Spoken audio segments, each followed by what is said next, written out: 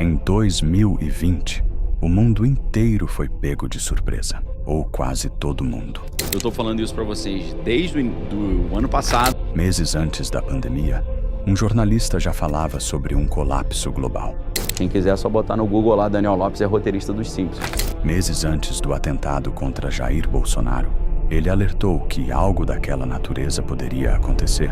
Um mês antes do tiro em Donald Trump, fez uma previsão que voltaria a circular no mundo inteiro. Eu falei, Donald Trump vai sofrer um atentado, vai quase morrer, não vai morrer, vai falar que foi Deus que salvou. Depois que tudo aconteceu, muita gente passou a fazer a mesma pergunta. Como um simples jornalista conseguiu antecipar acontecimentos que ninguém esperava? Sorte, coincidência ou um método de análise? É um negócio meio conspiratório. Existe uma linha muito tênue entre a genialidade e o delírio. E a história mostra que, muitas vezes, só descobrimos a diferença tarde demais. Daniel Lopes afirma que nunca tentou ser vidente. Existem verdades que são da ciência e existem verdades que não são da ciência. Mas existe o outro lado dessa história. Afinal, se alguém faz centenas de previsões, algumas inevitavelmente vão se confirmar. E previsões sobre guerras, crises e o fim dos tempos chamam a atenção.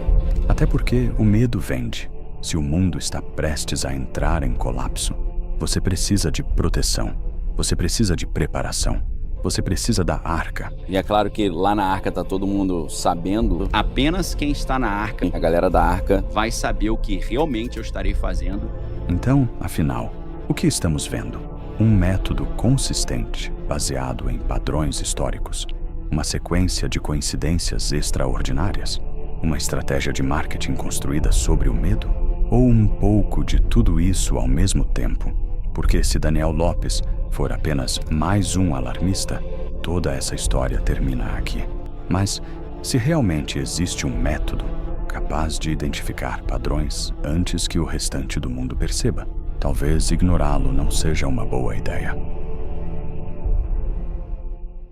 Antes de analisar as previsões que fizeram Daniel Lopes ganhar notoriedade, é preciso entender como ele afirma chegar às suas conclusões.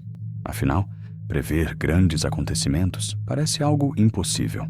Mas, para Daniel, a questão nunca foi adivinhar o futuro. A resposta estaria em identificar padrões que passam despercebidos pela maioria das pessoas. É justamente essa ideia que sustenta todo o seu trabalho e explica por que suas análises começaram a chamar tanta atenção nos últimos anos. Para Daniel, quase nada acontece por acaso.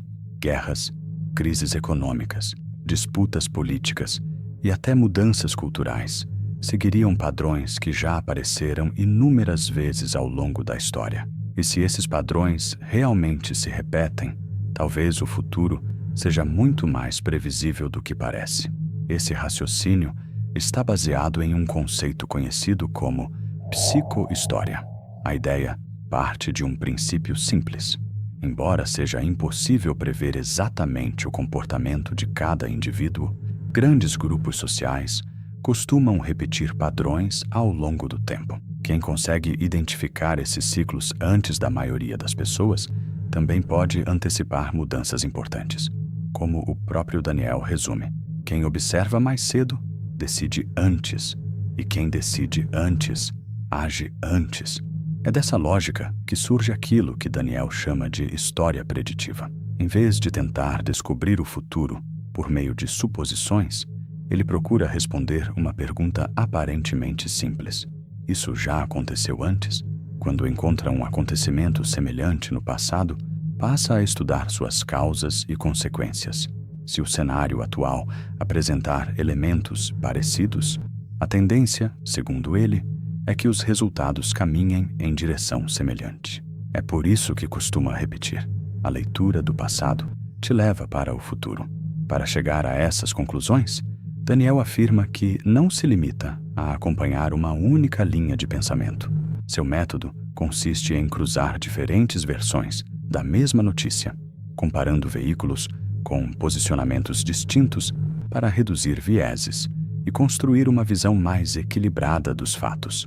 Para ele, compreender a realidade exige justamente esse exercício de equilibrar perspectivas diferentes. Entre todos os conceitos utilizados por Daniel, talvez nenhum desperte tanta polêmica quanto a chamada programação preditiva. Segundo ele, filmes, séries, programas de televisão e até as redes sociais poderiam preparar psicologicamente a população para acontecimentos futuros. Em sua interpretação, determinados temas aparecem repetidamente na indústria do entretenimento antes de ganharem espaço no noticiário, fazendo com que grandes mudanças sejam recebidas com muito menos resistência quando finalmente acontecem. Daniel cita exemplos como produções que mostrariam ataques às Torres Gêmeas antes do 11 de setembro e o filme O Mundo Depois de Nós, que ele relaciona às discussões sobre ataques cibernéticos em larga escala. Também chama a atenção para as simulações promovidas pelo Fórum Econômico Mundial envolvendo esse tipo de cenário, argumentando que uma sociedade altamente dependente da tecnologia enfrentaria enormes dificuldades caso seus sistemas digitais deixassem de funcionar de forma repentina. A mesma lógica aparece quando Daniel fala sobre temas como o Grande Reset, a centralização do poder e o avanço das moedas digitais. Para ele, esses acontecimentos não devem ser vistos de forma isolada, mas como partes de um processo histórico muito maior. É justamente a conexão entre esses fatos que, segundo sua metodologia, permite identificar tendências antes que elas se tornem evidentes para a maioria das pessoas. Até aqui, tudo isso ainda pode parecer apenas uma teoria bem construída, mas uma metodologia só ganha credibilidade quando começa a produzir resultados.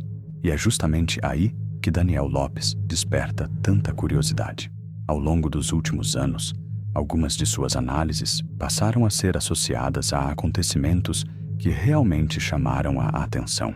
A questão é que, quando esses episódios são colocados lado a lado, a história ganha um rumo muito mais intrigante. Se toda essa metodologia realmente funciona, ela precisa ser capaz de fazer mais do que levantar hipóteses. Ela precisa antecipar acontecimentos antes que eles ocorram. E foi justamente isso que fez Daniel Lopes sair de um nicho interessado em geopolítica e passar a ser acompanhado por milhares de pessoas. Ao longo dos últimos anos, uma sequência de análises feitas por ele acabou sendo associada a eventos que marcaram o mundo, alimentando um debate que continua até hoje.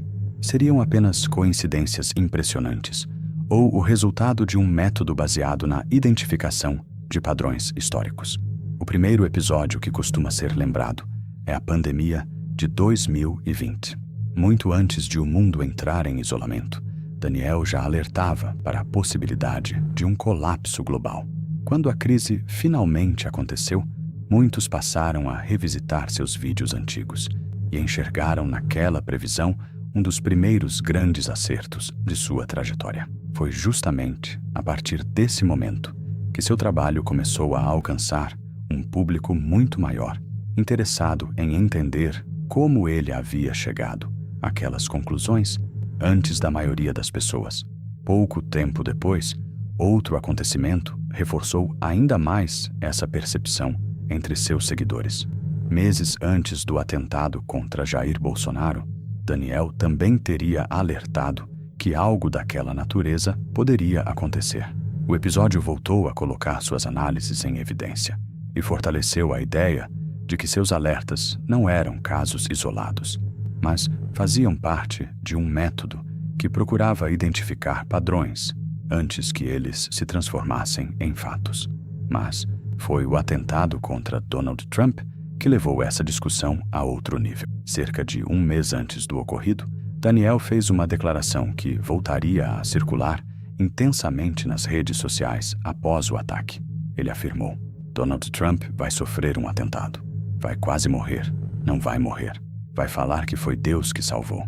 Quando o atentado aconteceu e Trump atribuiu sua sobrevivência à proteção divina, muitos enxergaram uma coincidência difícil de ignorar. Outros, porém, passaram a fazer uma pergunta inevitável.